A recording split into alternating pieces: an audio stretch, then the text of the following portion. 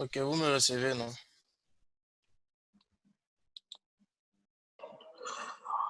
Ouais, Ouais, moi je ouais, te ouais. reçois. C'est bien, on va commencer tout à l'heure. C'est pareil ici. Tout le monde est là, je suppose, hein. Il y a 12 participants. Comment dirais-je, salut à tout le monde et merci d'avoir répondu présent à cette séance de formation que nous avons parlé de ça la semaine passée et vous avez répondu tous présents. L'objectif de cette formation, c'est de vous entretenir, c'est de vous montrer d'abord comment le trader pense, comment le trader réfléchit d'abord sur une plateforme avant de prendre sa position d'achat ou de vente. Mais tout d'abord, il y a toujours un début à chaque chose. Voilà, on va commencer sur une position lambda avant d'arriver à un point, comme on l'avait dit tout à l'heure, comment le trader réfléchit. Voilà. Donc, l'explication, on va commencer tout à l'heure. Mais il y a des restrictions que nous allons donner, certaines indications. Et il va falloir que chacun d'entre vous coupe son micro pour ne pas qu'on soit un peu interrompu. Et s'il y a des questions, vous pouvez participer, comment dire, dans le chat. Vous pouvez mettre vos questions dans le chat. Voilà. Je vais partager mon écran tout à l'heure et je vais vous expliquer un peu. Je vais me présenter en montrant mon écran. Donc, s'il vous plaît, vous pouvez couper votre micro pour qu'on puisse débuter. Ok, vous voyez un peu l'écran. Formation trading pour débuter. Il y a deux formateurs. Bon, moi, je me présente, je suis Diarasova Adama. Et l'autre formateur, qui est mon frère Aosé Marius. Nous allons commencer du lundi jusqu'au vendredi. Voilà, on va s'arranger pour prendre votre temps un peu, une heure minimum, jusqu'à ce que vous arrivez à comprendre un peu. Voilà. 17h GMT plus 3. La formation se nomme SAP Trading. Voilà, c'est le nom de cette formation. Et l'objectif ici, comme je l'avais dit tout à l'heure, c'est de vous entretenir et de vous aider à pouvoir comprendre un peu qu'est-ce que le trading. Voilà, sans plus tarder, je vais vous donner la définition ici du trading d'un ensemble général pour que vous arrivez un peu à comprendre. Voilà.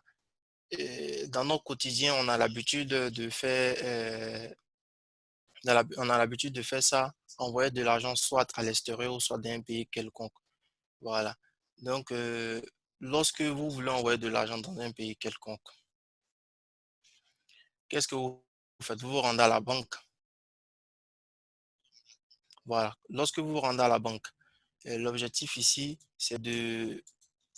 Vous voyez la deuxième image là. Si vous recevez, mettez dans le chat. Voilà. Quand vous vous rendez à la banque, c'est pour envoyer de l'argent dans un pays quelconque. Vous voyez la photo qui est là. Elle vous montre ici une banque, deux personnes. Une personne à gauche ici, une personne à droite avec le pouce OK. Voilà. C'est-à-dire l'envoyeur qui est là, où vous voyez la souris, et puis le receveur comment dirais-je, qui montre son pouce OK. L'objectif ici, c'est de comprendre. C'est que vous utilisez une monnaie, le dollar, le USD qui est là sur la flèche ici, et que vous voulez envoyer de l'argent à l'extérieur, et la personne doit recevoir l'argent en euros. Qu'est-ce que vous faites? Vous vous rendez à la banque pour pouvoir faire l'échange. La banque fait l'échange d'une devise à une autre. Voilà pourquoi souvent quand vous allez à partir sur les plateformes de trading, vous allez voir soit Euro USD. L'Euro USD, sur la paire, elle va définir ici une devise, c'est-à-dire souvent couramment on les appelle les paires. Une paire, c'est-à-dire deux monnaies. Voilà, l'euro vis-à-vis du dollar. Donc de façon un peu traditionnelle, vous voyez que si vous avez déjà fait ce genre de d'envoi, considérez ici que vous avez déjà fait votre premier pas dans le trading. Je veux évoluer encore aller plus loin et dans un quotidien que tout le monde exerce. On va venir sur la troisième illustration ici. Lorsque vous vous rendez dans un marché ou soit vous voulez faire un business, jouez le jeu avec moi parce que après avoir fini d'expliquer tout ça, vous allez comprendre maintenant que les graphiques que vous voyez, c'est pour vous berner un peu, c'est pour vous, parce que vous n'avez pas une grande compréhension que lorsque vous voyez les graphiques ou soit les bougies ou les chandeliers japonais, vous dites que vous êtes un peu perdu. Mais non, c'est dans notre quotidien le trading. Voilà. Lorsque vous voulez mettre un business en place, vous vous rendez dans un marché et que vous voulez acheter soit un produit pour pouvoir revendre ce produit à un prix bénéfique pour pouvoir faire des gains, qu'est-ce que vous faites? Vous vous rendez dans un marché. J'ai marqué ici 1 kg de n'importe quel produit, on va supposer soit de l'oignon ou de la tomate, qui coûte 1 dollar. Mais vous avez vu que quoi, pour pouvoir acheter le kilogramme d'oignon ou bien de tomate à 1 kg, vous avez besoin de savoir qu'est-ce qui se passe sur le marché d'abord. Selon vous, si vous voulez acheter 1 kg d'oignon ou de tomate à 1 dollar, et si vous voulez, bien sûr que vous allez faire, quand vous envisagez faire des bénéfices. L'objectif ici, c'est de savoir, c'est de connaître la situation. Est-ce que actuellement, quand je vais acheter les 1 dollar, je vais pouvoir faire des bénéfices? Donc, vous devez connaître un peu la situation euh, sociopolitique et économique. Voilà. Est-ce que actuellement, en achetant 1 kg selon vous de l'oignon à 1 dollar, est-ce que c'est bénéfique? Vous pouvez jouer le jeu selon vous là-bas et puis essayer de répondre. Donc, on va venir, selon moi, je pense que acheter 1 kg d'oignon ou bien de tomate, tout va dépendre en fonction d'une autre comparaison, en fonction d'une autre table ou même soit en fonction d'un autre vendeur. Voilà. Donc, je vais venir sur la deuxième illustration ici que vous allez voir. Vous voyez un peu l'illustration, non? Ok, je continue. Vous voyez la deuxième illustration ici, vous voyez que le kilogramme de l'oignon que vous avez vu dans la première, ici, c'est, ok. La deuxième illustration, vous voyez que le kilogramme de l'oignon ici coûte 2 dollars. Pourquoi 2 dollars? Parce que vous voyez que l'oignon est bien rangé, une belle dame qui est là avec une balance bien faite. C'est-à-dire tout dépend de la condition où la dame est en train de vendre. Vous comprenez un peu, voilà pourquoi le kilogramme peut être à 2 dollars ou soit, ça dépend des conditions.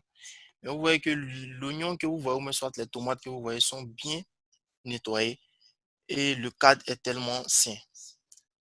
Donc, selon vous, le 1 kg d'oignon ou soit de tomates que vous voyez à 2 dollars, qu'est-ce que vous en dites? Ça coûte cher ou ça coûte moins cher? Vous jouez le jeu avec moi, si vous pouvez répondre ça, soit même dans les commentaires, ou même dans le chat, ou soit vous pouvez répondre calmement chez vous. Donc, vous voyez un peu la situation. On va évoluer encore sur la troisième illustration ici. Vous voyez un gourou qui est là, qui fait la publicité du produit, de l'oignon ou même soit de la tomate, qui vous dit, il y a la tomate qui est là, il y a l'oignon qui est là, mais le kilogramme, ça coûte 3 dollars. Qu'est-ce que vous faites? Vous vous dites que ce monsieur, il vend son produit à 3 dollars. C'est que le produit est bien, ça coûte bien parce que quoi, il est bien habillé, il a une belle chaussure, il a une belle moustache, il a un beau cadre avec un entourage bien sain. Donc, en fonction de tout ça, vous voyez que le prix évolue en fonction de la situation. Vous comprenez un peu. Quand vous rendez au marché, il y a des dames qui vendent les tomates soit sur une table, il y a certains qui vendent encore dans les vitrines. Tout dépend un peu de la situation où vous vous trouvez et puis en fonction du fait que euh, l'endroit est sain aussi. Mais l'objectif, c'est de faire quoi? C'est de rentabiliser. Comment vous pouvez acheter le kilogramme à 3 dollars pour pouvoir rentabiliser? Tout va dépendre. Votre objectif, c'est de faire des gains. On va venir sur la dernière illustration ici. Vous voyez une dame qui est là. Elle est bien habillée, elle est belle, elle est bien coiffée. Elle vend le kilogramme de l'oignon ou soit de la tomate à 4 dollars. Qu'est-ce que vous devez retenir ici? Vous voyez tellement que le cadre est tellement bien fait que ça vous attire. La situation géographique aussi que vous voyez, la situation où elle est située, où elle est, disons, vous amène à ne pas penser qu'il y a un prix qui est de kilogramme qui coûte à 3 dollars ou même soit à 2 dollars. Mais l'objectif est le même. L'objectif, c'est de faire quoi? L'objectif, c'est d'acheter moins cher pour pouvoir revendre en faisant des bénéfices. J'espère que vous avez bien compris les quatre illustrations ici. Et je vais vous faire un bref résumé. Le bref résumé, c'est que nous avons ici 1 kg de l'oignon à différents prix, de 1 dollar jusqu'à 4 dollars. Et tout à l'heure, je vais partir sur un graphique ici. Je vais dessiner un graphique ici pour vous montrer que ce qu'on fait dans notre quotidien, c'est la même chose que dans le trading. Donc, je vais partir ici tout à l'heure sur un logiciel. Je vais vous partager mon écran. Donc, patientez. Je vais vous montrer quelques secondes. Vous recevez un peu mon écran ici. Voilà, je suis sur l'application Paint comme vous voyez. Je vais vous dessiner un graphique ici avec l'illustration. les 4 illustrations que je vous ai montrées ici. Nous avons un repère ici. J'espère que vous voyez la couleur. Un repère. Ici, nous avons le temps. J'espère qu'on voit bien. Nous avons le temps ici. Ici, nous avons le prix. 0. Vous voyez qu'au fur et à mesure que nous évoluons dans le temps, le prix de la tomate ou bien de l'oignon augmente ici.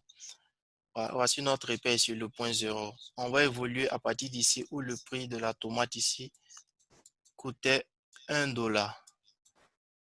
Ça, c'était la première semaine. Vous voyez, la première semaine ici, le prix de la tomate ici coûtait 1 $. Et on va marquer ici par un cercle d'intersection entre le prix et le temps. Vous allez voir à partir d'ici. Et à la deuxième semaine, vous voyez que le prix sur le marché coûtait 2 $. Mais votre objectif reste toujours le même. L'objectif, c'est d'acheter moins cher et de vendre plus cher. C'est comme ça le trader réfléchit. Voilà. Donc, ici, on a 2 $. Et je vais vous montrer ici par un cercle ici. Comment le prix évolue en fonction du temps. Et ici, nous sommes à la deuxième semaine. À la troisième semaine ici, si vous avez bien remarqué ici, le prix aussi a évolué jusqu'à 3 $. Nous allons marquer ici aussi par un cercle le point d'intersection. Pourquoi? À la quatrième semaine ici, le prix était à 4 $.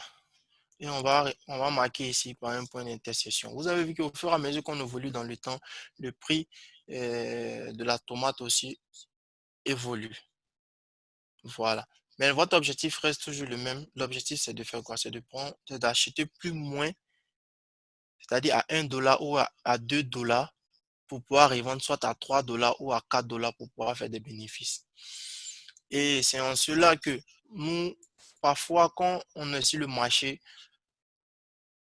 l'objectif du trader, c'est de déterminer une tendance. Une tendance, c'est de déterminer la direction du marché, soit elle est croissante ou décroissante. Et on voit ici que le marché que nous avons ici, nous sommes dans un marché croissant. Vous voyez, on a notre point de repère ici. Quand on va tracer la ligne ici, on a besoin de 2 points. Le premier point ici, le deuxième point ici, et on va tracer la ligne ici. Vous voyez que nous sommes dans une tendance haussière ici, une tendance croissante où le marché croît au fur et à mesure. Donc, supposons que vous avez acheté votre tomate ici à 1 $, que vous revendez à 2 $, vous faites 100% de votre bénéfice. Si vous vendez à 3 $, vous avez patienté. Tout va dépendre ici de comment aussi la tomate aussi vous pouvez garder. Mais c'est un exemple que j'ai pris, un exemple banal, qu'on le fait souvent dans notre quotidien. Pour que je puisse illustrer ici, pour que je puisse vous montrer que tout le monde trade inconsciemment ou consciemment. Voilà, ça c'est un peu une définition. Mais je vais venir encore euh, le fait qu'on quitte de façon traditionnelle pour venir maintenant sur la plateforme de trading où on parle maintenant des côtiers, où on parle maintenant des brokers, où on parle maintenant des bougies, où l'on parle des graphiques, où l'on parle du forex, où l'on parle des options binaires. Aujourd'hui, nous sommes en option binaire. L'illustration qu'il vient de vous montrer avec le graphique qu'il vient de faire ici, je vais vous montrer ça tout à l'heure. OK. Vous voyez bien le graphique est là.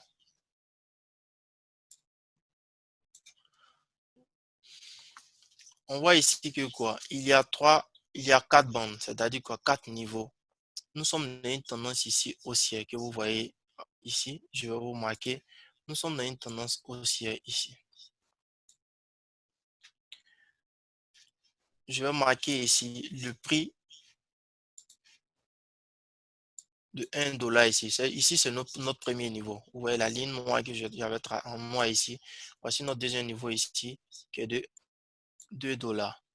Voici notre troisième niveau ici qui est de 3 $. Et notre quatrième niveau ici qui est de 4 $. Voilà. Et sur le marché de Forex, voici comment le marché se présente ici. On va considérer que nous sommes en train d'acheter, on veut acheter notre tomate ici et l'objectif ici, c'est de faire un bénéfice de 100% et de faire un bon rendement.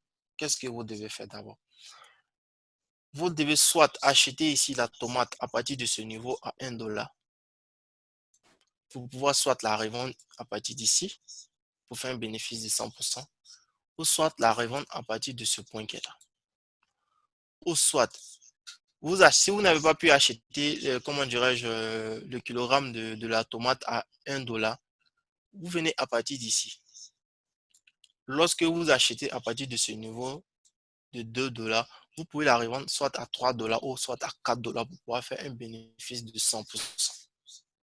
Mais retenez ici que quoi, si vous n'avez pas pu acheter le kilogramme à 1 $ ou soit à 2 $, à partir de 3 $, vous allez faire un petit gain. Parce que regardez ici, la différence entre 3 $ et 4 $, vous voyez qu'il y a une petite différence. C'est-à-dire le prix n'est pas grand. Donc, vous allez faire un petit bénéfice. Et lorsque vous allez acheter à partir de 4 $, vous allez voir que le prix va chuter. Si vous achetez maintenant le kilogramme à 4 $, que vous voyez que le prix a commencé à chuter, vous êtes en perte. C'est comme ça que le trader doit réfléchir en fait. C'est la même chose. Vous quittez le trading de façon traditionnelle comme on le fait souvent au marché et on vient juste les représenter seulement en bougie ici. Mais l'objectif, c'était de vous montrer que tout le monde trade et c'est une définition ici qui a été que je voulais vous montrer. Je voulais vous montrer de façon plus claire et simple ici que lorsque vous comprenez un peu quand vous devez acheter et quand vous devez vendre, vous êtes trader. Parce qu'on remarque ici qu'il y a certains traders, il y a des nouveaux traders qui vont venir acheter à partir de ce niveau. C'est possible que vous allez faire un bénéfice, mais vous allez perdre. Et lorsque vous achetez à partir de ce point où le prix coûte 4 $, vous voyez que vous êtes en perte. L'objectif, c'est d'acheter moins cher pour pouvoir revendre cher. C'est vice-versa. Vous comprenez? Donc, comme on a fait pour avoir les niveaux, on va évoluer au fur et à mesure et on va vous expliquer maintenant comment déterminer les niveaux de vente ou même d'achat. J'espère que j'ai été clair. Si vous avez des questions, mettez dans le chat. Je vais regarder et je vais vous répondre. Donc, les questions. Ou soit si vous avez une question, vous pouvez lever la main et puis on vous donne la parole pour que vous posiez la question à voix orale. Bon, pour le moment, il n'y a pas de questions. S'il y a des questions, mettez dans le chat. On va regarder le chat au fur et à mesure et puis vous répondre.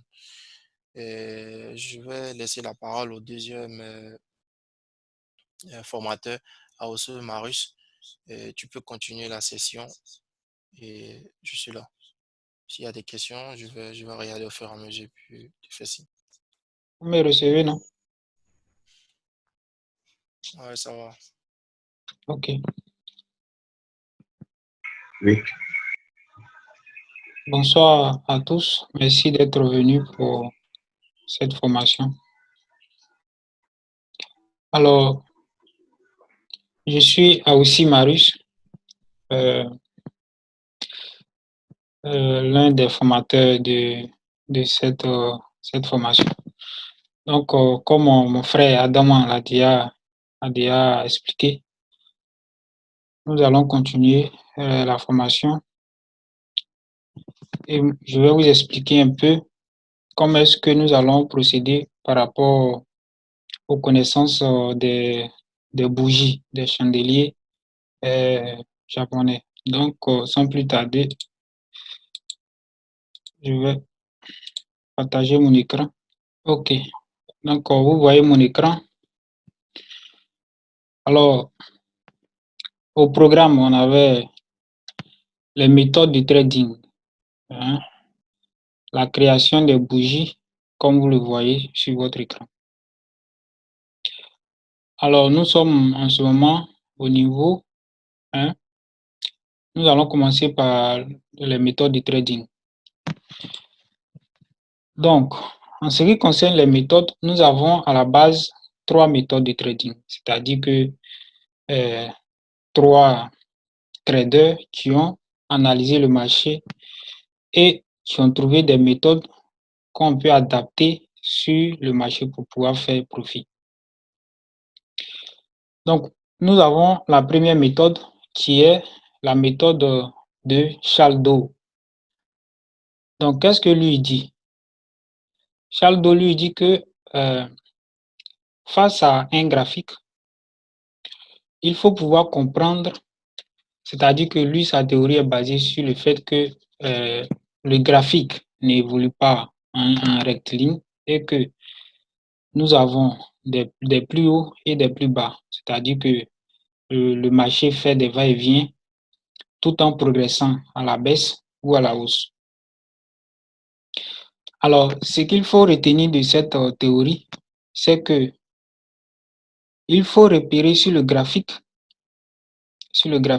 des points, c'est-à-dire des sommets plus hauts et des points plus bas, qui, en mettant tout cela, c'est-à-dire toute cette combinaison ensemble, nous allons définir une tendance quelconque.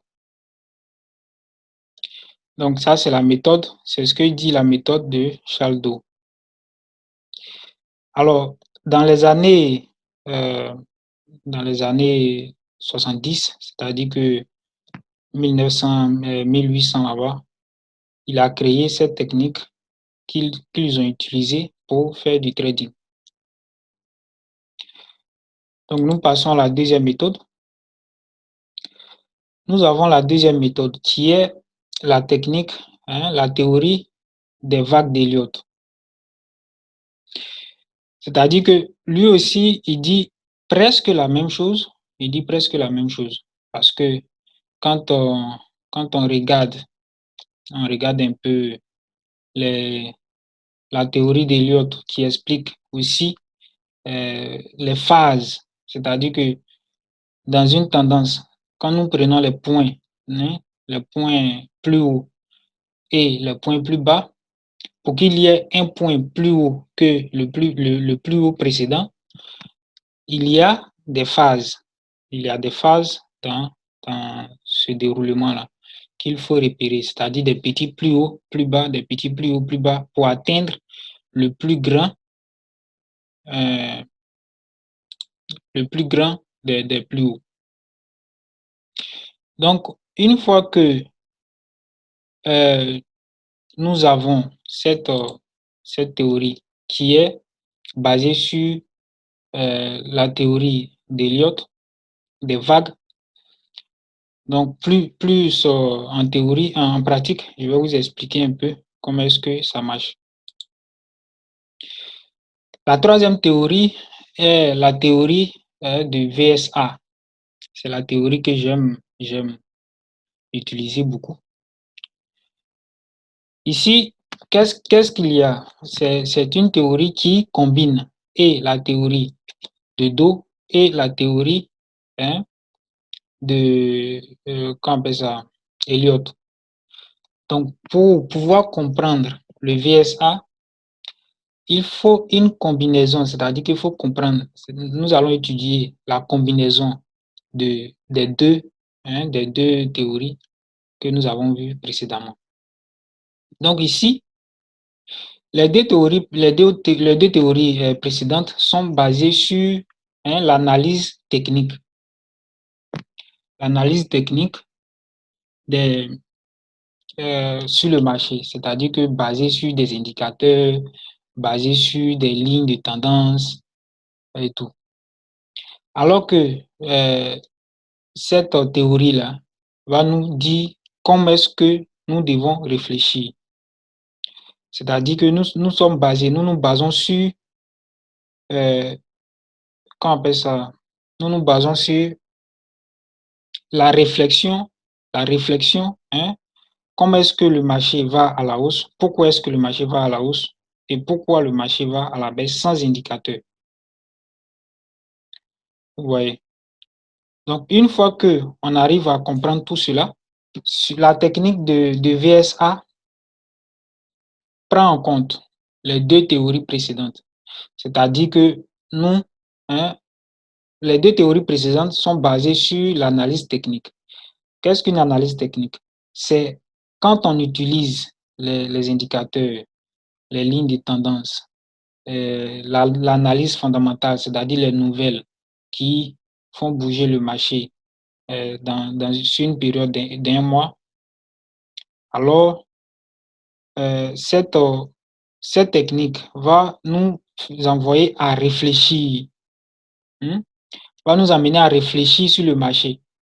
Au lieu de se baser sur les techniques, sur les indicateurs, ici, nous allons réfléchir comment est-ce que nous allons prendre une position par rapport au mouvement du marché. Donc, par la suite, nous allons voir, c'est en ce qui concerne les théories. Donc, par rapport à cette formation, nous allons nous baser exactement sur les deux théories précédentes. C'est-à-dire que nous allons vous donner les techniques d'analyse technique. Comment bien analyser le marché pour comprendre où est-ce que le marché, où acheter et où vendre.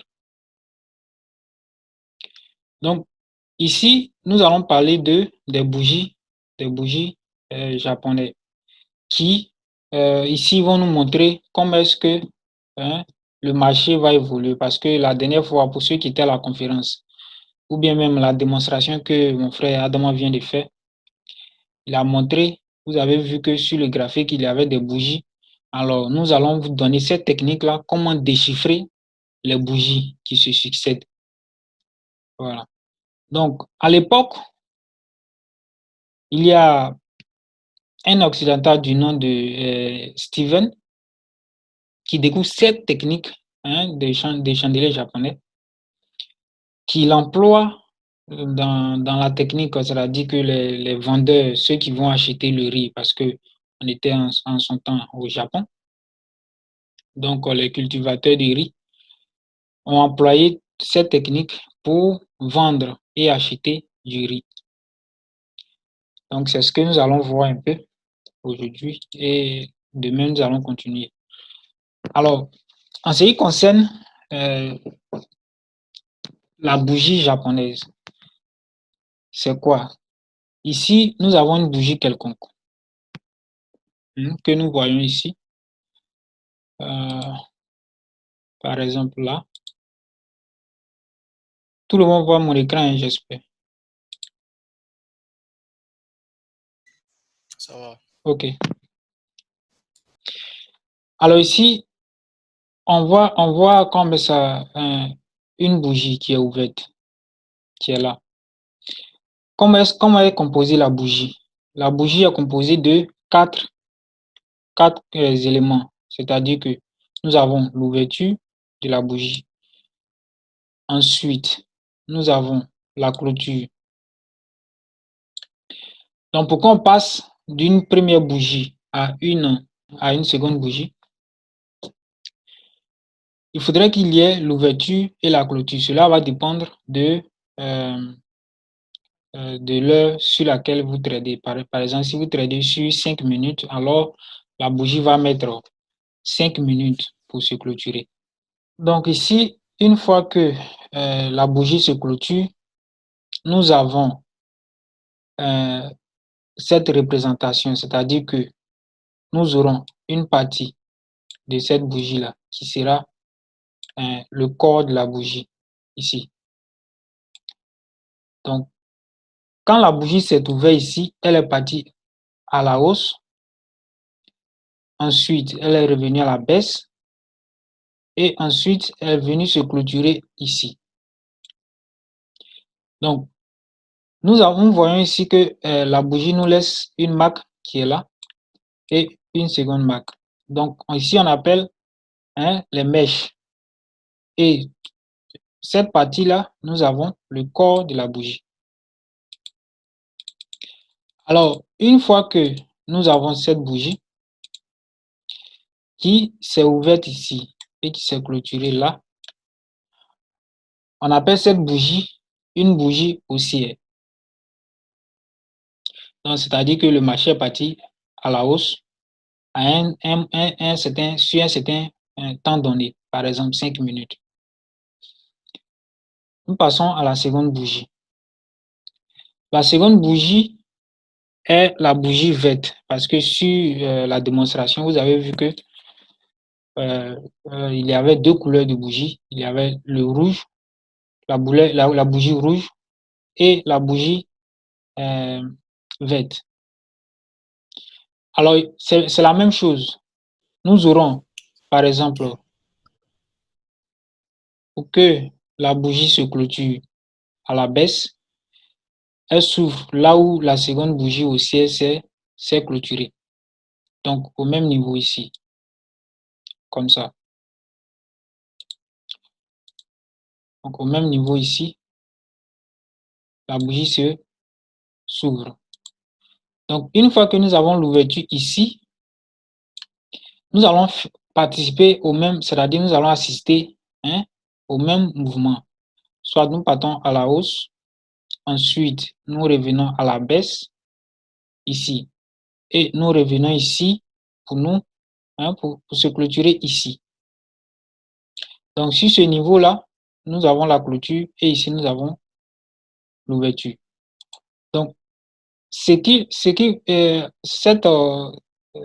que ce mouvement-là, entre l'ouverture et la clôture, nous avons le corps de la bougie qui est une bougie baissière. Donc, comme vous le constatez ici, c'est marqué chandelier haussier et chandelier baissier.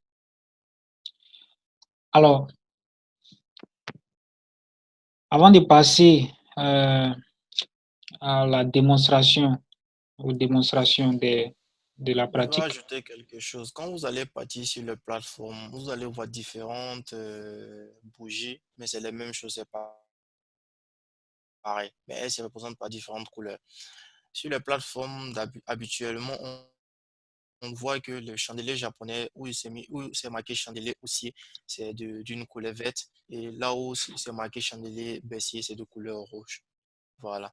Donc, il n'y a pas grande différence. Le plus important, c'est de savoir où le marché se déplace, soit à la hausse ou à la baisse. La couleur importe peu. Voilà. Ne pas que vous paniquez. ici, nous allons passer à la pratique, c'est-à-dire que nous allons voir, pour ceux qui ont des cahiers pour noter, nous allons vous montrer un peu les différents types de bougies japonaises qui existent. Donc ici, nous allons prendre une bougie quelconque, c'est-à-dire que nous allons vous montrer 10 bougies, 10 bougies japonaises que l'on rencontre sur le marché fréquemment, ou vous pouvez utiliser pour trader. Donc, la première configuration, c'est l'avalement, bougie d'avalement, avalement haussier. Pour ceux qui ont des cahiers pour noter, vous mettez avalement haussier. Alors, comment est-ce que nous repérons une bougie d'avalement haussier? C'est que, par exemple, nous avons cette configuration. Le marché évolue et à un certain moment, on voit que la bougie qui suit vient se clôturer comme ça. Vous voyez? Donc, ici, notre configuration porte sur quoi? Notre attention, notre configuration va porter sur ce signe-là, c'est-à-dire que on appelle ça l'avalement baissier, par exemple. Donc, ici, au lieu de mettre avalement haussier, nous allons parler de l'avalement baissier parce que de l'avalement baissier. Parce que la configuration que je viens de vous montrer ici, c'est l'avalement baissier au lieu de l'avalement haussier. Alors, qu'est-ce que nous remarquons? C'est-à-dire que après cette configuration-là, qu'est-ce qu'il faut savoir? C'est que l'avalement haussier est une structure formée de deux chandeliers. Le premier chandelier est un chandelier, par exemple, est un chandelier haussier, comme nous le constatons ici. Et ici, cette bougie-là doit être dirigée vers la baisse. Donc, une fois que nous avons le chandelier qui avale, cette bougie-là directement, nous procédons à une structure d'avalement baissier. Donc, si nous devons prendre une position ici à la baisse, nous prenons notre position sur ce niveau-là, à partir de ce niveau-là. C'est-à-dire que notre objectif sera d'attendre un mouvement à la baisse, que le marché vienne à la baisse. Donc, si nous voulons prendre une position avec cette structure, tant que nous ne voyons pas cette configuration où nous avons un avalement baissier qui a avalé la bougie précédente haussière, alors nous ne prenons pas de position concernant cette configuration. OK. Donc, c'est en ce qui concerne l'avalement baissier. Maintenant, considérons l'avalement baissier. Comment est-ce que on peut voir l'avalement baissier? C'est qu'ici, nous sommes aussi dans une tendance, Considérons l'avalement haussier. Nous sommes dans une tendance baissière. Donc, le marché va à la baisse dans une évolution comme ça. Donc, ici, nous avons la dernière bougie, par exemple. Et la seconde bougie qui s'ouvre comme ça, grandement. Vous voyez. Donc, quand on regarde, et puis elle se clôture, quand on regarde, on a la clôture ici. C'est-à-dire qu'on a la clôture ici et l'ouverture qui est là. Alors, quand on regarde, on voit que cette bougie-là, a avalé les deux bougies précédentes baissières. Alors, pour prendre position, une fois que cette bougie est clôturée ici, nous prenons notre position à la hausse. Soit, si nous avons ici, par exemple, 5 minutes, si nous sommes sur une configuration de 5 minutes, alors nous prenons peut-être que 10 minutes ici, c'est-à-dire que nous attendons que le marché fasse deux bougies à la hausse pour que nous soyons plus. Donc ça, c'est ce qui concerne l'avalement baissier et l'avalement haussier.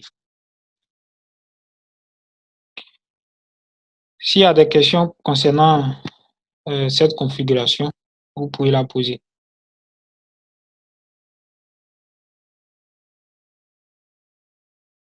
S'il n'y a pas de questions, on va continuer sur la deuxième configuration.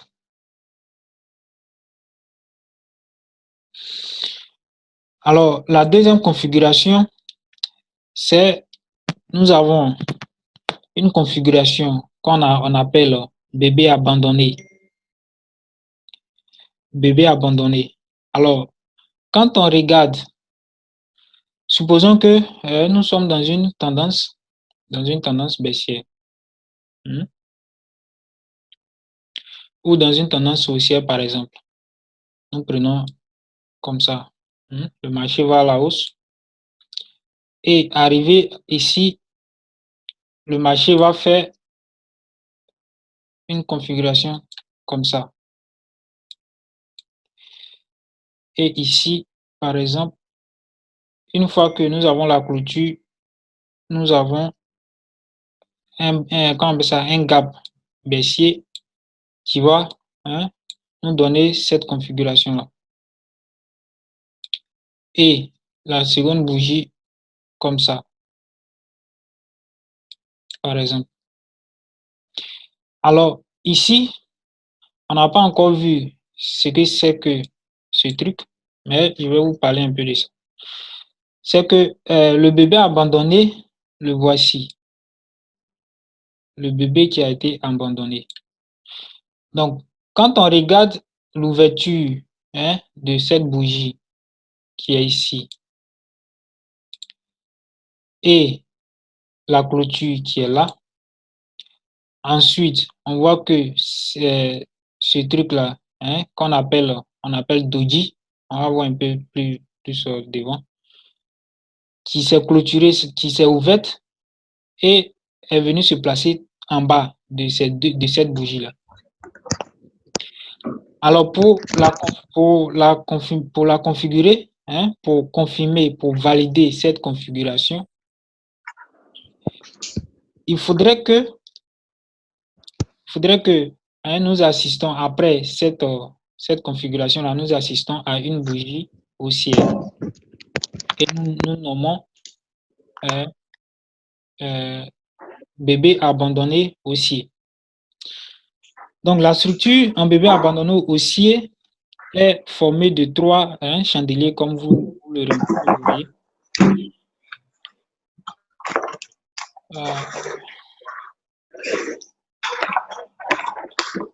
Excusez, hein. Il y a quelqu'un qui nous gêne ici. Okay.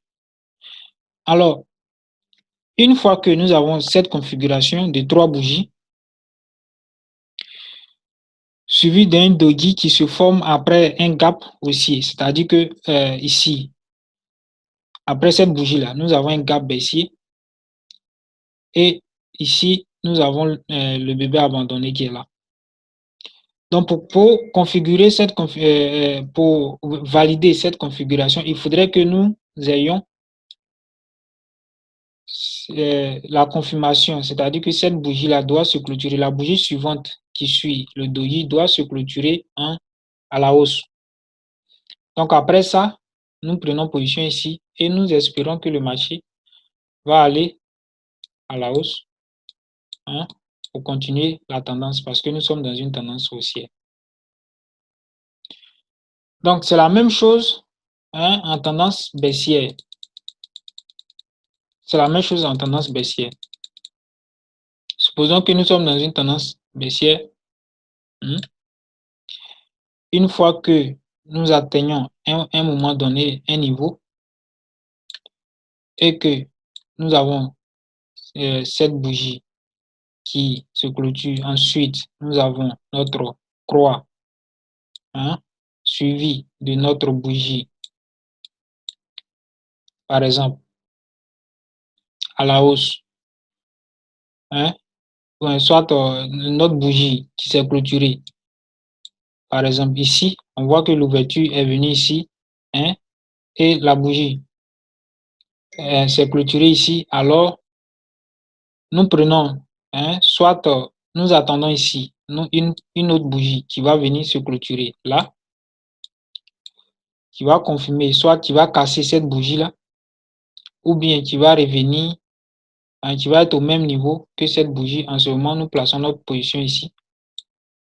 Et nous espérons que le marché continue à la baisse.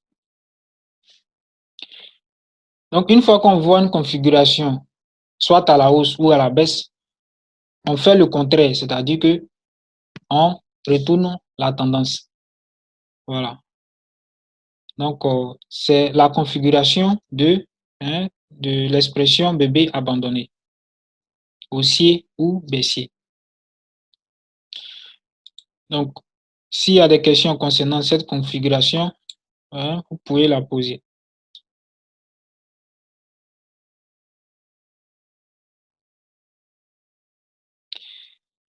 S'il n'y a pas de questions, alors nous allons continuer.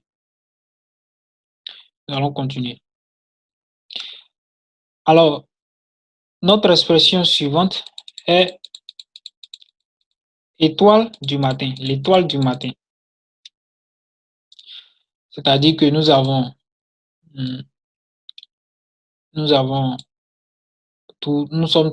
sommes toujours dans une tendance, par exemple, dans une tendance quelconque, que ce soit haussière ou baissière. Excusez-moi.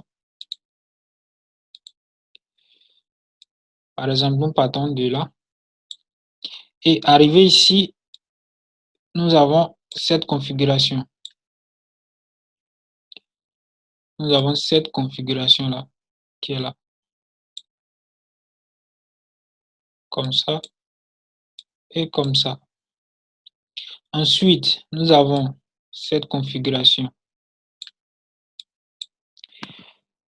Donc, l'objectif de cette configuration, c'est quoi? C'est que la structure est en étoile du matin est formée de 3 chandeliers. C'est une combinaison. Le premier est un grand chandelier baissier, suivi d'un petit chandelier. Le voici. Le petit chandelier.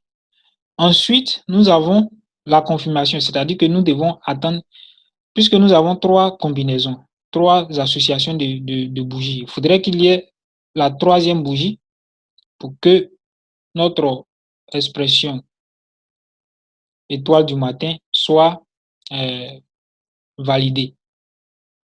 Donc, une fois que nous avons cette configuration, alors considère que nous sommes dans l'expression étoile du matin. Donc, une fois que nous avons cette configuration, nous prenons notre position ici et nous partons à la hausse. Mais il faut savoir qu'il existe de multiples variantes à cette figure avec les 2 chandeliers.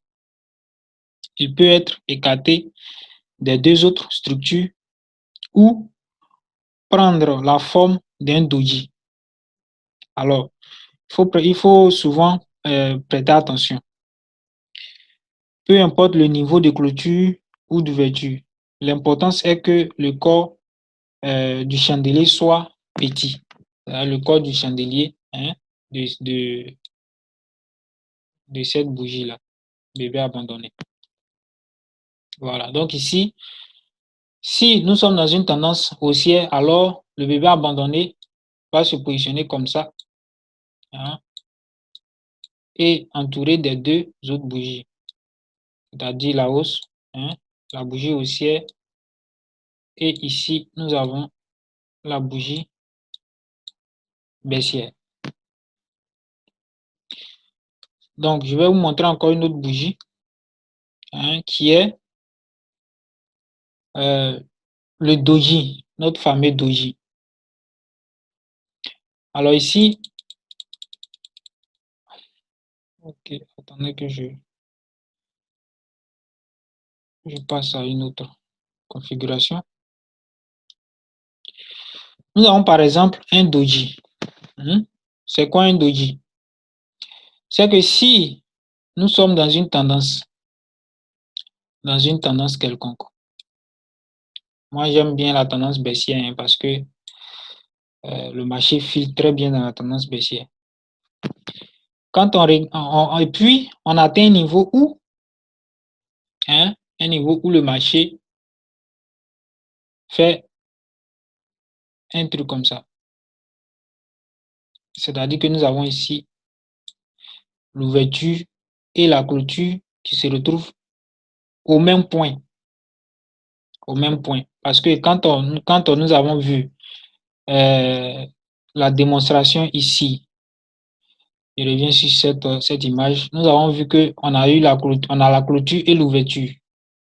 Maintenant, au cas où le marché s'ouvre ici par exemple, et se clôture au point d'ouverture, alors nous avons cette configuration-là. Nous avons cette configuration-là que nous appelons doji. Donc, qu'est-ce que le doji nous montre ici? Le doji va nous montrer, il y a 3 types de doji. Il y a le doji qui est formé tel, comme ça. Il y a le doji qui est formé comme ça, comme ça. Et il y a le doji qui est comme ça, c'est-à-dire qu'en sous forme de croix. Donc, une fois que nous repérons notre tendance, nous sommes dans une tendance baissière et que nous avons cette configuration. Il faut savoir qu'il y a le doji acheteur, c'est-à-dire le doji des acheteurs, et le doji des vendeurs. Donc, pour repérer le doji des acheteurs, il faudrait que nous soyons dans une tendance baissière.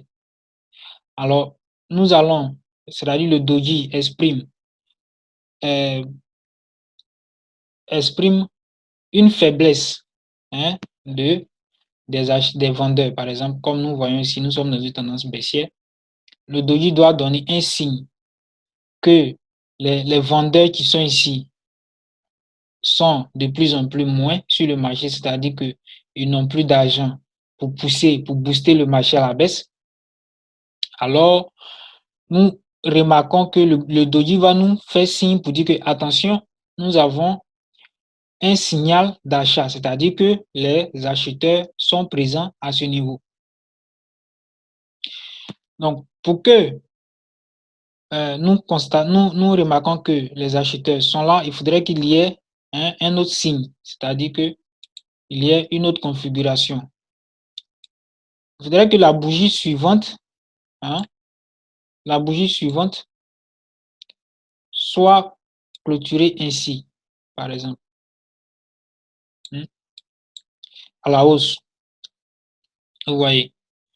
Donc, si la bougie qui suit le doji se clôture à la hausse, alors on considère que cette bougie-là, cette bougie, ce chandelier-là, ou bien cette configuration, nous montre que nous avons la tendance baissière est terminée et que nous allons procéder soit à une correction du marché ou soit à une nouvelle tendance, c'est-à-dire que nous allons passer de la tendance baissière à la tendance haussière.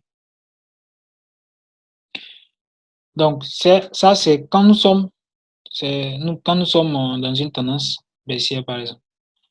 Supposons que nous sommes dans une tendance haussière. Nous partons de haut en haut, de bas de la baisse à la hausse. Et ici, nous repérons notre doji qui est là. Par exemple, le voici. Et ici, qu'est-ce que nous attendons? La même configuration.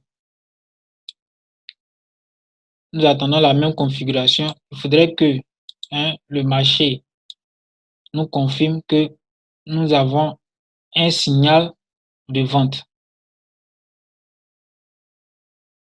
Il faudrait que cette bougie-là nous confirme que nous avons un signal de vente et que nous puissions entrer après la clôture de cette bougie à la baisse. Donc, il existe des types de doji que nous allons énumérer. Par exemple, nous avons le doji pendu, le doji pendu. Donc ici, je vais vous marquer le doji pendu. Le doji pendu, le voici. Comment il se marque? Par exemple, comme ça et comme ça. Ici, là, il faut savoir que cette barre-là représente l'ouverture et la clôture de la bougie. Et le reste, c'est le corps, c'est-à-dire que la mèche, non, pas le corps, la mèche de la bougie. Donc, nous avons ici une bougie sans corps. Voilà. Nous avons seulement que l'ouverture et la clôture accompagnées de la mèche. Donc, par exemple, nous avons une deuxième configuration que je vous ai montré, qui est comme ça et comme ça. Voilà. Donc ici, nous avons l'ouverture qui est là. Nous avons l'ouverture qui est là. L'ouverture qui est là. Donc, on voit que le marché, après cette ouverte, j'ai dit le marché, la bougie, cette ouverte, elle est revenue à la hausse et ensuite venir à la baisse et revenir se clôturer ici, sur ce niveau-là. C'est-à-dire que sur ce niveau-là. Donc, on remarque que notre doji a un petit corps et une mèche, voilà, qui fait que nous l'appelons un doji, le doji pendu. Donc, à la suite de cela, je vais vous montrer encore deux autres configurations et nous allons passer à autre chose. Donc ici, je vais vous montrer un peu une structure qui s'appelle la structure des trois corbeaux. La structure des trois corbeaux. Alors, comment repérer la structure des trois corbeaux? Donc, supposons que nous sommes dans une tendance quelconque. La structure des trois corbeaux se repère dans une tendance baissière. Donc, supposons que nous sommes dans une tendance haussière. Le marché va à la hausse. Le marché va à la hausse, comme ça. Et ici, nous repérons une bougie comme ça. C'est-à-dire que nous avons quelle structure? Nous avons la structure d'avalement, l'avalement baissier. Ensuite, nous avons une autre bougie comme ça. Ensuite, nous avons une autre bougie comme ça. Donc, quand on regarde cette configuration, on l'appelle la configuration des trois corbeaux. C'est-à-dire que ces trois structures-là sont de couleur, se sont clôturées à la baisse, c'est-à-dire ce sont de couleur rouge. De couleur rouge. Donc, une fois que nous repérons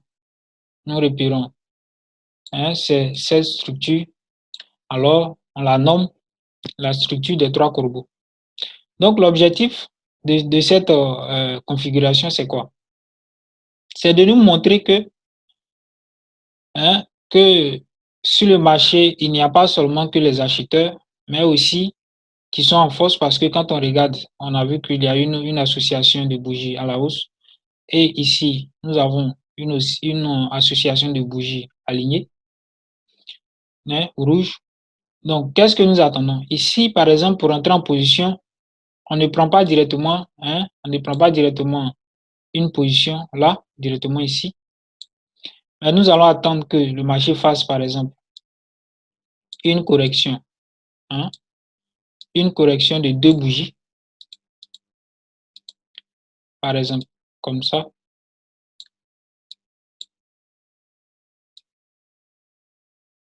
Vous voyez? Et dès qu'on voit qu'il y a une faible reprise de tendance haussière, alors, à la suite de là, nous prenons une position à la baisse. Nous prenons notre position à la baisse, par exemple. Donc, voici un peu des structures des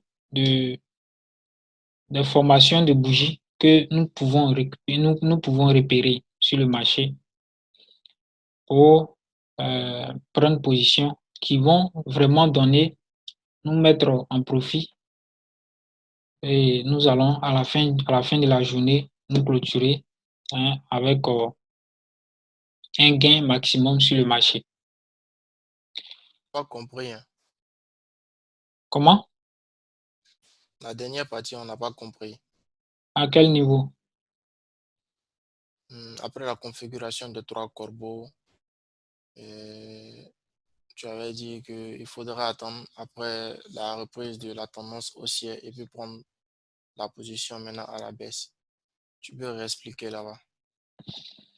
Ok, je disais que à partir de cet instant, ce sont des configurations, toutes les différentes configurations que nous venons de vous donner, vous permettent de comprendre le marché, de repérer des bougies, de repérer des mouvements, c'est-à-dire que savoir que le marché soit va partir à la hausse, parce que l'objectif du trader, c'est de repérer une tendance et dans cette tendance-là, pouvoir faire profit, c'est-à-dire pouvoir acheter ou vendre. tout en se basant sur, par exemple, l'exemple que notre frère Adama vous a expliqué au début. Donc, tout cela, nous allons essayer de l'employer sur le marché, de l'employer sur le marché pour voir un peu comment est-ce que les configurations marchent. Donc, mon frère Adam, si tu as quelque chose à ajouter, il faut ajouter. Et puis, on va passer au type de trader sur le marché. Bon, je pense que c'est normal l'explication que tu as donnée là. Au fait, on rencontre toujours ce genre de configuration sur le marché. C'est ce qui nous permet de pouvoir soit se placer en position d'acheteur ou vendeur. Donc, les configurations que tu viens d'expliquer tout à l'heure, c'est ce qui nous permet de pouvoir prendre ces positions. Mais on va aller tout à l'heure avec un exemple, comment le graphique se présente ici. Et suivez, marquez bien dans votre cahier. Aujourd'hui, c'est juste une théorie qu'on va vous donner. Et puis par la suite, là, vous allez voir maintenant les pratiques de quoi on parlait. Et puis ça va venir au fur et à mesure. Concentrez-vous, marquez tout ce que vous devez marquer. Et puis vous allez voir que la compréhension va venir aisément plus tard. Donc on évolue. Merci. OK. Alors, comme Adam l'a expliqué au début, nous sommes sur un marché où le trader doit chercher un profit. C'est-à-dire qu'il doit avoir une confirmation que si il vend, comment on appelle ça, s'il prend une position, quelle que soit dans une tendance, soit une tendance baissière ou une tendance haussière, il doit être en gain. Alors, supposons que le marché quitte de ce niveau-là, à partir de ce niveau-là, et il atteint ce niveau-là. Donc, quand nous repérons que nous sommes dans une tendance, par exemple ici, et que nous devons prendre position, soit, nous devons prendre position, c'est-à-dire que nous savons que, par exemple ici, nous avons notre position qui coûtait, par exemple ici, 10 $, et que ici, nous sommes à un niveau de 5 $, alors, supposons que notre position, nous devons prendre position à l'achat pour profiter. C'est-à-dire, nous devons miser 5 $ pour pouvoir avoir en retour 5 $. Alors, nous savons que nous sommes ici, nous avons le niveau des 5 $ et que ici, si nous misons 5 $, nous mettons nos 5 $ ici, c'est-à-dire au plus bas possible, pour que le marché, quand il va quitter ce niveau-là pour arriver ici, nous soyons en gain de 5 $. C'est-à-dire, nous misons 5 $, nous devons récupérer 5 $ comme bénéfice. Voilà. Donc, c'est ce que je vais essayer de vous expliquer un peu ici avec les types de traders. Donc, sur le marché, nous avons différents types de traders. Nous avons des personnes qu'on appelle des scalpers. Nous avons le scalping.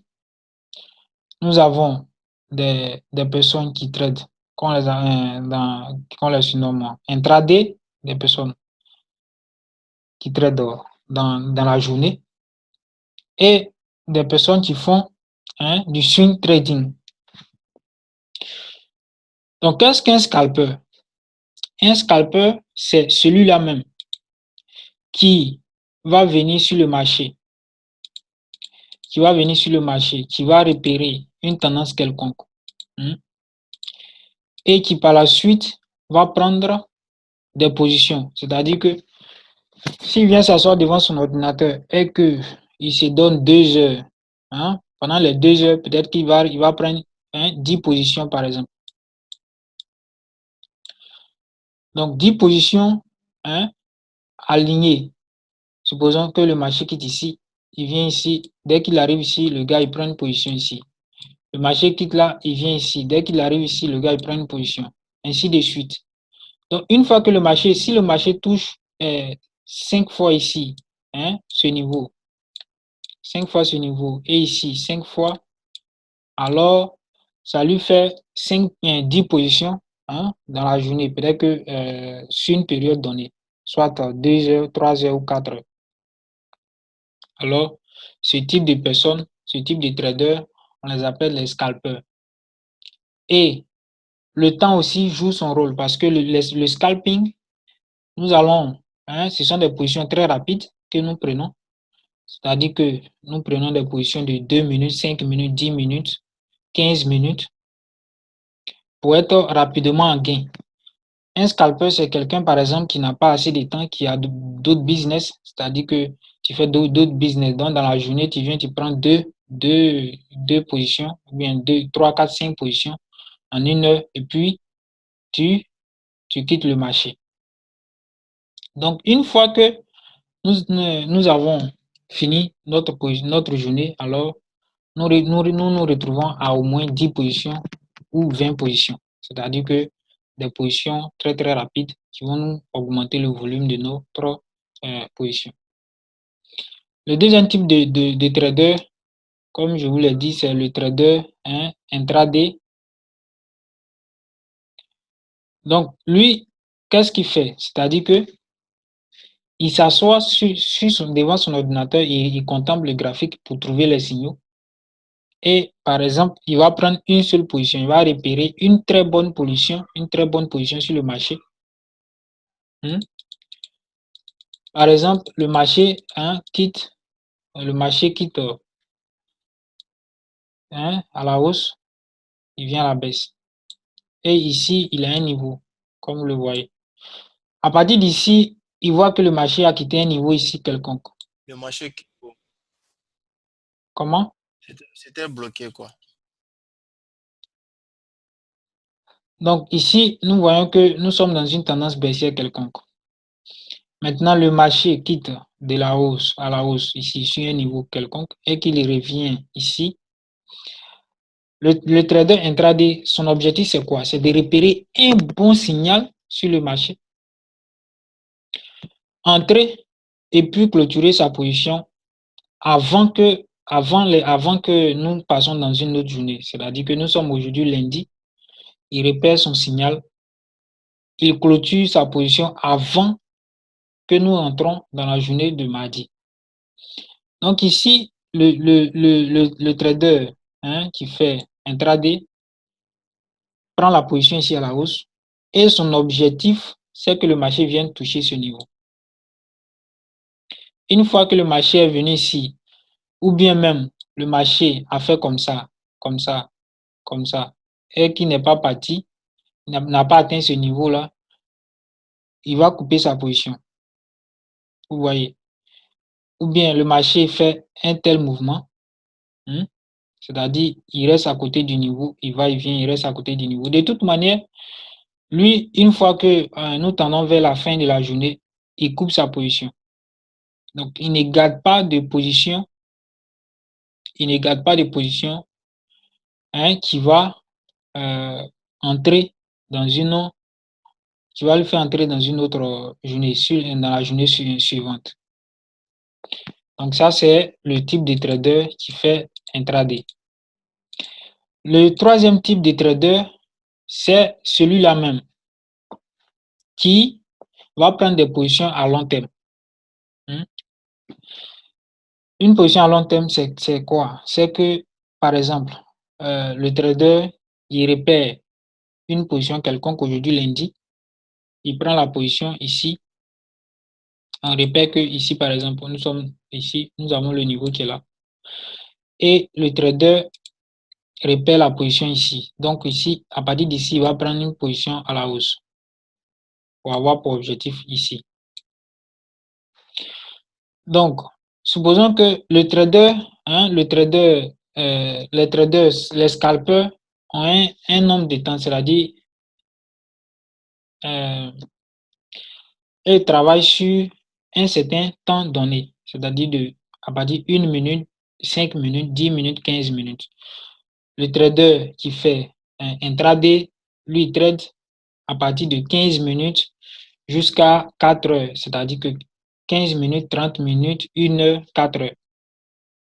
Maintenant, celui qui fait comment on appelle ça, du swing trading, swing trading, lui, son temps est à partir de 4 heures, hein, jour et, comment on appelle ça, une semaine, voire un mois.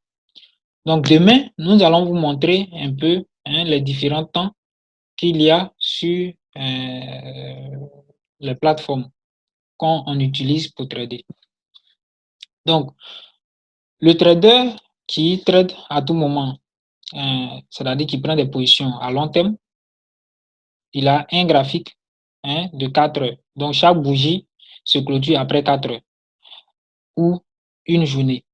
Alors, il y a le temps qu'il y a entre ce niveau et ce niveau-là, peut-être que ça fait une semaine, supposons. Donc, il prend sa position ici et il attend. Son objectif, c'est que le marché vienne sur ce niveau-là. Le marché peut aller très rapidement pour atteindre le niveau. Ça, c'est la première phase. Deuxième phase, le marché peut aller lentement, très lentement, ainsi de suite, et il va atteindre le niveau.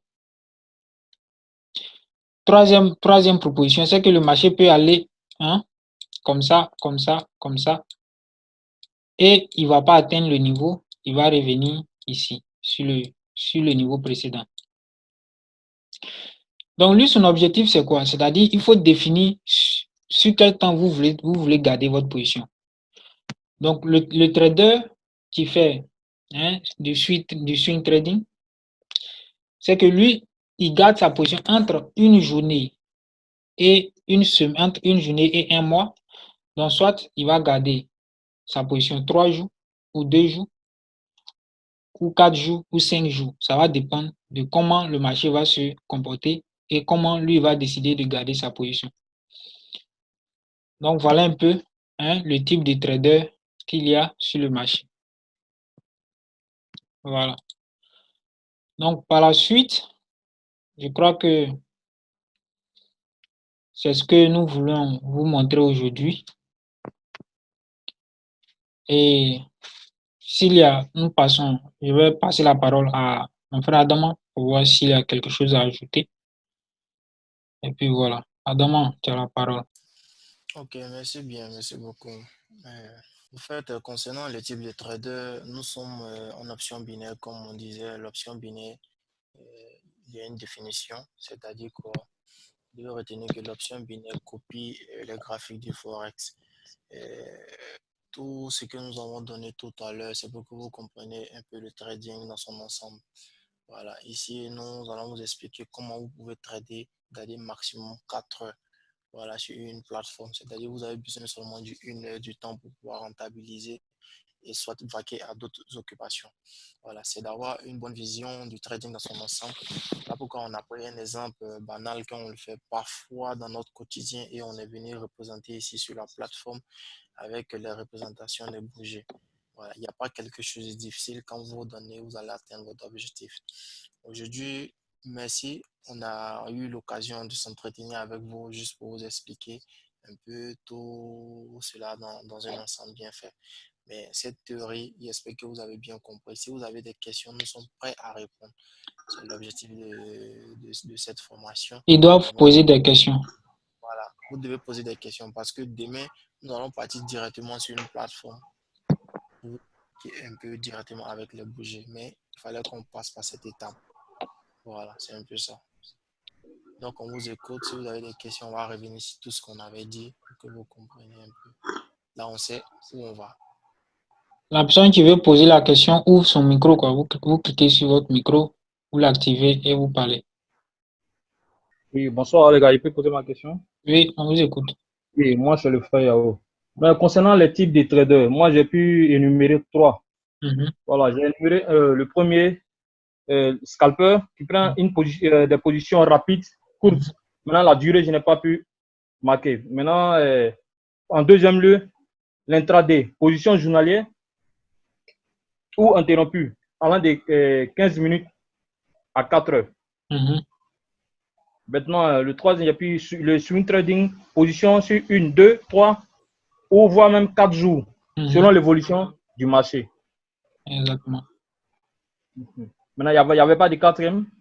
Non. Il y a 3 types de traders. Bon, il y a le quatrième type de trader, c'est qui? C'est le trader là, celui-là même, hein, Oui. qui ne prend pas de position.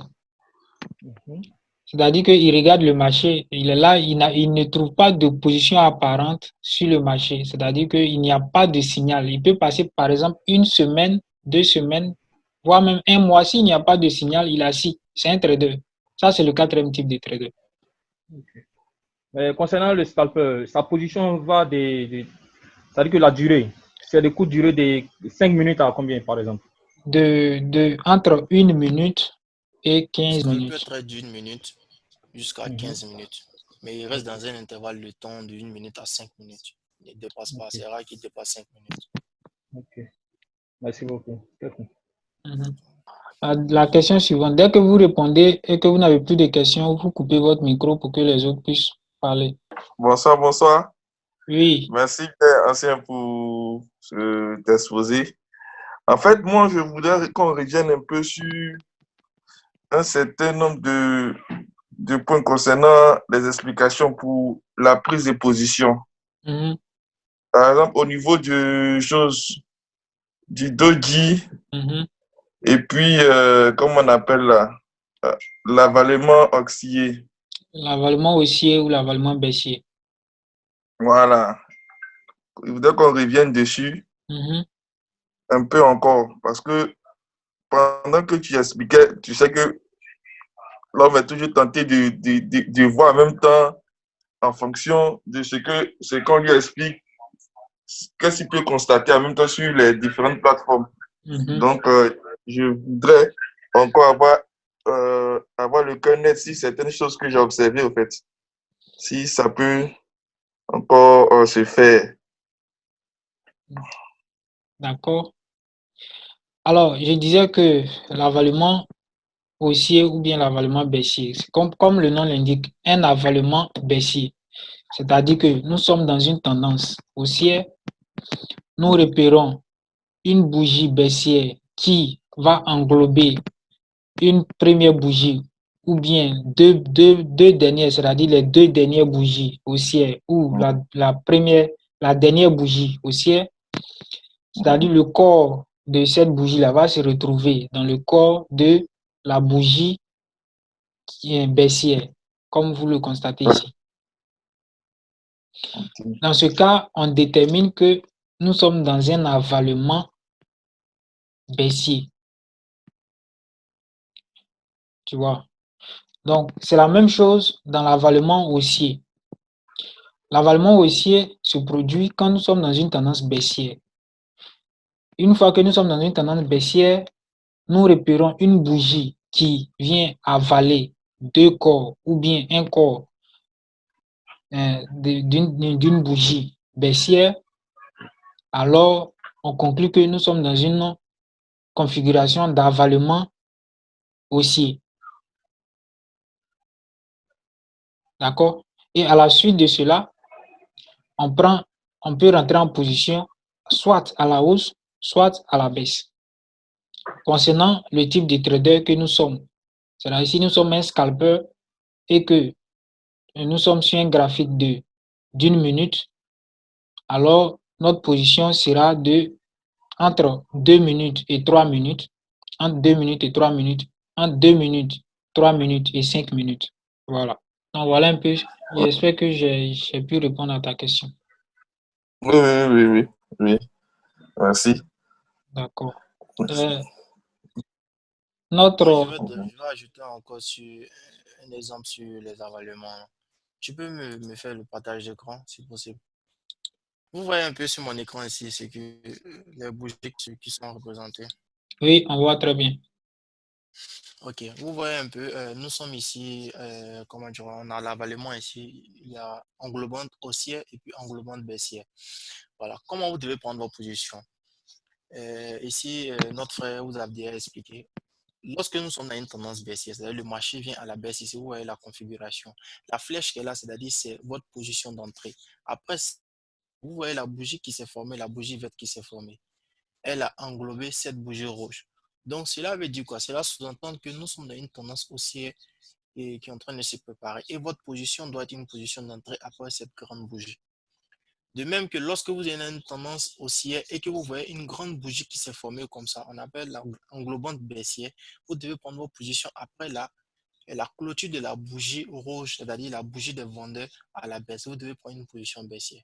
Je vais vous montrer ici des exemples ici avec ce graphique tendance baissière ici. Vous voyez une, deux, trois bougies. Et la comparaison se fait comment? La comparaison se fait, vous avez vu comment ça a été entouré ici. Vous avez comment la grande bougie verte qui s'est formée ici, elle fait deux fois le corps de la bougie, ou même plus de deux fois le corps de la bougie précédente.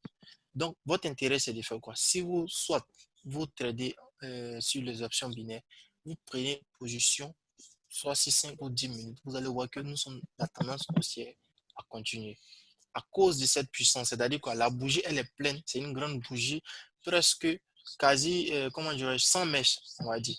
Voilà, donc, c'est-à-dire les acheteurs ont pris la main. Nous étions dans une tendance baissière et vous avez vu que les acheteurs ici ont pris la main et nous partons dans une tendance haussière ici à la hausse.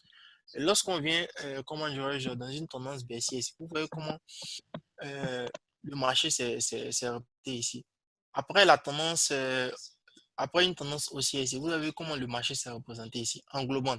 Il y a eu un grand corps, mais il y a une autre configuration encore. C'est-à-dire, faites attention. Le petit corps qui est là, quand vous regardez ici, vous voyez que la tendance haussière s'est formée et il y a eu un grand corps qui s'est formé après. Et puis, après ça, il y a une petite bougie. Et pourquoi le marché n'est pas parti à la hausse? Parce que nous n'étions pas sur un niveau où le marché avait une forte probabilité d'aller à la hausse. Donc faites attention avec cette ambiguïté. Vous allez parfois rencontrer ce genre de graphiques sur les plateformes.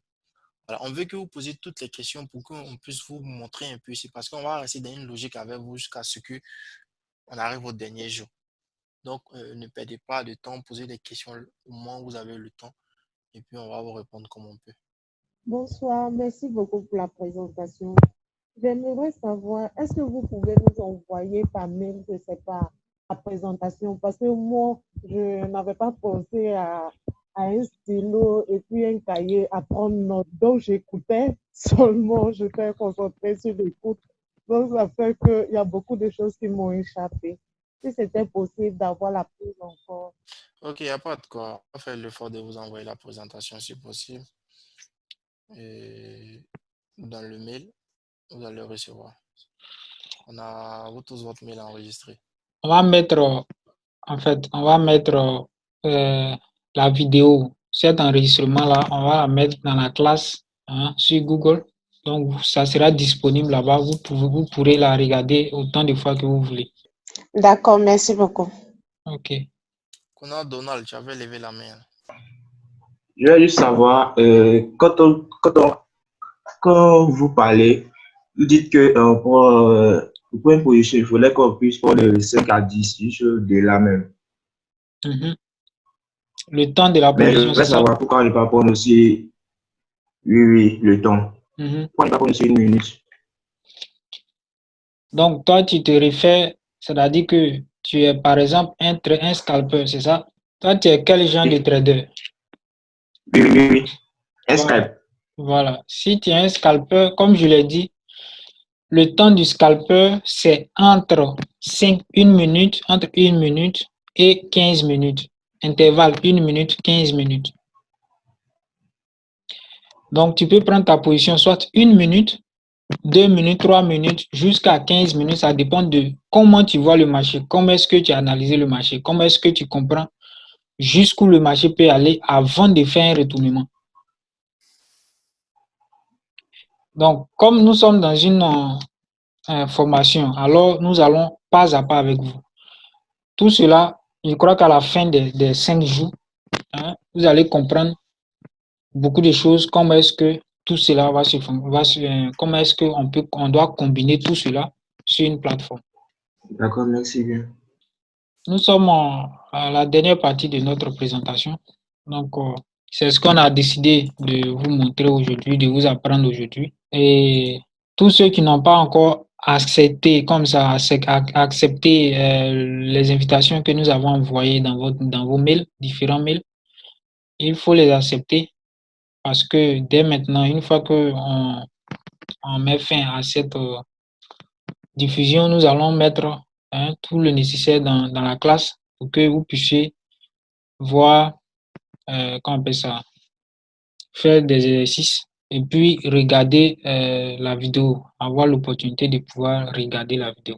Donc, Adam, si tu as quelque chose à ajouter. Ok, il n'y a pas de cas. Donc, merci bien à tout un chacun. Merci d'avoir participé à cette première session de formation. Et nous sommes ravis du fait que vous avez répondu présent. On compte sur vous pour terminer parce que ça nous prend du temps, ça vous prend du temps aussi. L'intérêt, c'est de comprendre, de mieux se former. De retenir ici que quoi, notre objectif ici, c'est de vous donner tout ce que nous savons.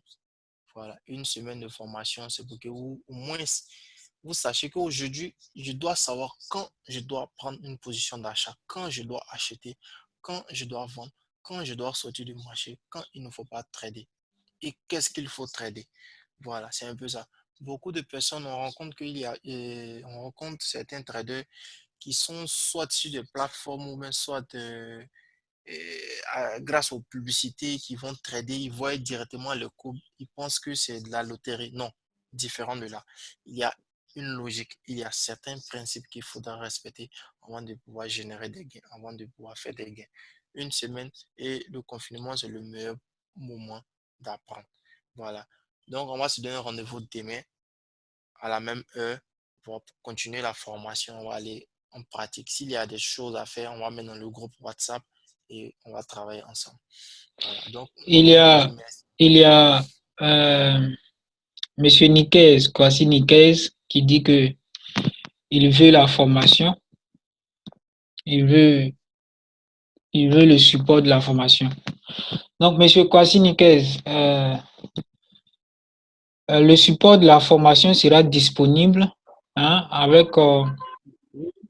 tous ceux qui vont continuer de suivre la formation. C'est-à-dire qu'après les une semaine gratuitement, nous allons procéder à...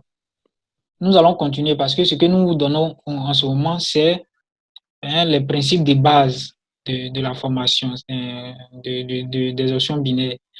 Donc, c'est quelque chose qu'on ne peut pas vous donner tout en une semaine. C'est-à-dire qu'on ne peut pas vous donner tous les détails en une semaine. Vous voyez.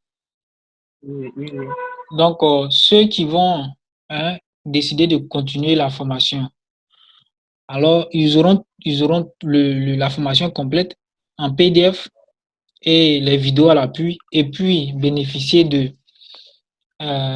nos soutiens. C'est-à-dire que nous allons continuer d'apprendre à trader, à corriger les exercices avec tous ceux qui vont continuer avec nous jusqu'à ce que, même si on sait que le débutant peut pas avoir le même niveau au même moment que son formateur, mais jusqu'à ce que vous nous ressemblez. Voilà, donc soyez un peu patient qu'on finisse une semaine et puis on va vous attribuer la formation. Merci. D'accord. On va clôturer cette séance. En tout cas, merci beaucoup d'être venu. Et nous vous attendons demain à la même heure. Nous vous attendons demain à la même heure, 17 h heure de Moscou, 14 h heure d'Abidjan, pour que nous continuions notre entretien. En tout cas, j'ai été ravi de vous expliquer tout cela aujourd'hui et à la prochaine. Merci. Merci beaucoup. Merci. Merci.